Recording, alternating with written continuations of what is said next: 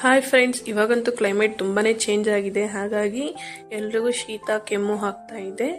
ನಿಮ್ಮ ಮಕ್ಕಳಿಗೆ ಏನಾದರೂ ಈ ರೀತಿ ಶೀತ ಕೆಮ್ಮು ಇದೆ ಅಂದರೆ ಈ ರೀತಿ ಮಾಡಿ ಕುಡಿಸ್ರಿ. ಮಕ್ಕಳಿಗೆ ಶೀತ ಕೆಮ್ಮು ಸ್ವಲ್ಪ ಕಡಿಮೆ ಆಗುತ್ತೆ. ಈ ಎಲೆ ಗೊತ್ತಾ, ದೊಡ್ಡ ಪತ್ರೆ ಎಲೆ ಅಂತಾರೆ. ಇದನ್ನ ಒಂದು 4-5 ದೊಡ್ಡ ಪತ್ರೆ ಎಲೆ ತಗೊಂಡು ಚೆನ್ನಾಗಿ ಅಂಚು ಮೇಲೆ ಇಟ್ಬಿಟ್ಟು ಚೆನ್ನಾಗಿ ಬಿಸಿ ಮಾಡಬೇಕು. ಬಿಸಿ ಮಾಡಿದ್ಮೇಲೆ ಅದೇನಾಗುತ್ತೆ ಅಂದ್ರೆ ನೀರೆಲ್ಲ ಬಂದ್ಬಿಡುತ್ತೆ.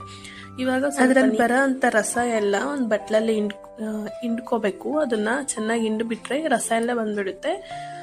ಆ ಹಿಂಡಿರೋ ಅಂತ ಎಲೆನ ನೀವೇ ತಿಂದ್ಬಿಡ್ರಿ. ನೋಡಿ, ಇದಕ್ಕೆ ನಾನು ರಸದೊಳಗೆ ಸ್ವಲ್ಪ ಅಂದ್ರೆ ಸ್ವಲ್ಪ ಮೆಣಸು ಪುಡಿ, ಸ್ವಲ್ಪ ಅಂದ್ರೆ ಸ್ವಲ್ಪ ಶುಂಠಿ ಪೌಡರ್ ಆ್ಯಡ್ ಮಾಡ್ತಾ ಇದ್ದೀನಿ. ಮತ್ತೆ ಸ್ವಲ್ಪ ಉಪ್ಪು ಆ್ಯಡ್ ಮಾಡ್ತಾ ಇದ್ದೀನಿ. ಇದಕ್ಕೆ ಅರಿಶಿನ ಬೇಕಾದರೂ ಆ್ಯಡ್ ಮಾಡ್ಕೋಬೋದು. ಮತ್ತೆ ಇಲ್ಲಿ ಒಂದು ಸ್ವಲ್ಪ ಸಣ್ಣದೊಂದು ಬೆಳ್ಳುಳ್ಳಿ ಜಜ್ಜಿಬಿಟ್ಟು ಈ ರೀತಿ ಎಲ್ಲ ಪ್ರೆಸ್ ಮಾಡಿಕೊಂಡು ಈ ರೀತಿ ಅದರಲ್ಲಿ ರಸ ಬರೋದನ್ನ ಈ ರೀತಿ ಇದರಲ್ಲೇ ತುಳಸಿ ರಸನೂ ಹಾಕ್ಬೋದು. ಈ ರೀತಿ ಎಲ್ಲ ಚೆನ್ನಾಗಿ ಮಿಕ್ಸ್ ಮಾಡಿಕೊಟ್ಟು ಮಕ್ಕಳು ಕೊಟ್ರೆ ಕುಡಿತಾರೆ. ನೋಡಿ, ನನ್ನ ಮಗ ಕುಡಿತಾ ಇದ್ದಾನೆ. ಅವನಿಗೂ ತುಂಬಾ ಶೀತ ಆಗಿದೆ, ಹಾಗಾಗಿ ಕೊಡ್ತೀನಿ ಡೈಲಿ.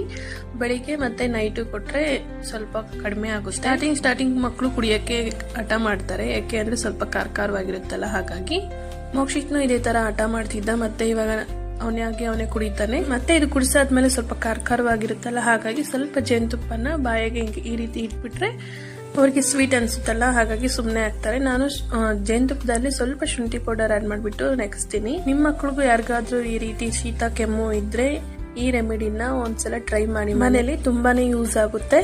ಈ ರೆಮಿಡಿ ಅಂತೂ ತುಂಬಾನೇ ವರ್ಕ್ ಆಗುತ್ತೆ, ಕೆಲಸ ಮಾಡುತ್ತೆ.